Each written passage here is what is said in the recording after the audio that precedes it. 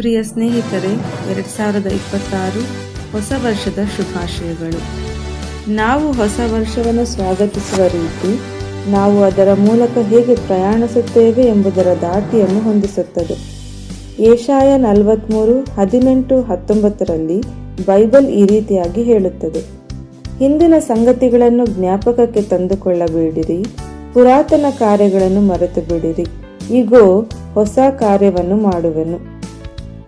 ದೇವರು ನಮ್ಮನ್ನು ನಮ್ಮ ಹಿಂದಿನದನ್ನು ಬಿಟ್ಟು ತಾನು ಸಿದ್ಧಪಡಿಸುತ್ತಿರುವುದರಲ್ಲಿ ಮುಂದುವರಿಯುವಂತೆ ಆಹ್ವಾನಿಸುತ್ತಿದ್ದಾರೆ. ಹಳೆಯದರಲ್ಲೇ ಇದ್ದರೆ ಹೊಸದನ್ನು ಅನುಭವಿಸಲು ಸಾಧ್ಯವಿಲ್ಲ. ಗತ ಸಂಗತಿಗಳಲ್ಲಿ ತಪ್ಪುಗಳು, ನೋವು, ನಿರಾಶೆ ಅಥವಾ ಇಂದಿನ ಯಶಸ್ಸಿನಲ್ಲಿ ಜೀವಿಸುವುದು ಕೂಡ ನಿಮ್ಮನ್ನು ನಿಧಾನಗೊಳಿಸಬಹುದು ಮತ್ತು ನಿಮ್ಮ ಪೂರ್ಣ ಸಾಮರ್ಥ್ಯಕ್ಕೆ ತಕ್ಕಂತೆ ನೀವು ಹೊಂದುವುದನ್ನು ತಡೆಯಬಹುದು. ಹಿಂದಿನ ವರ್ಷ ಏನೇ ತಂದಿದ್ದರೂ, ಅದು ಒಳ್ಳೆಯದಾಗಲಿ ಅಥವಾ ಕೆಟ್ಟದ್ದಾಗಲಿ, ಅದನ್ನು ಬಿಟ್ಟು ಬಿಡಿ. ಕಹಿ ಮತ್ತು ದೂಷಣೆಯನ್ನು ಹೊರಹಾಕಿರಿ. ನಿಮ್ಮನ್ನು ಕ್ಷಮಿಸಿ, ಇತರರನ್ನು ಕ್ಷಮಿಸಿ ಮತ್ತು ಮುಂದುವರಿಯಿರಿ. ಈ ಹೊಸ ವರ್ಷದಲ್ಲಿ ದೇವರು ನಿಮಗಾಗಿ ಹೊಸ, ದೊಡ್ಡ ಮತ್ತು ಸುಂದರವಾದ ಯೋಚನೆಗಳನ್ನು ಹೊಂದಿದ್ದಾರೆ.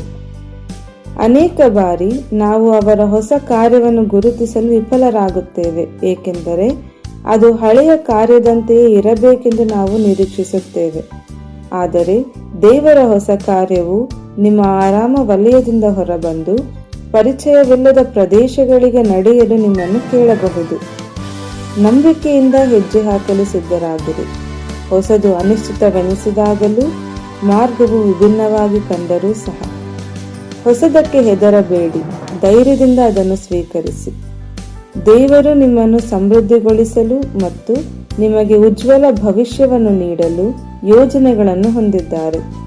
ಆದ್ದರಿಂದ ಯೇಸುವಿನಲ್ಲಿ ನಂಬಿಕೆ ಇಟ್ಟು ಭರವಸೆ, ಧೈರ್ಯ ಮತ್ತು ನಿರೀಕ್ಷೆಯೊಂದಿಗೆ 2026ಕ್ಕೆ ಹೆಜ್ಜೆ ಹಾಕಿ.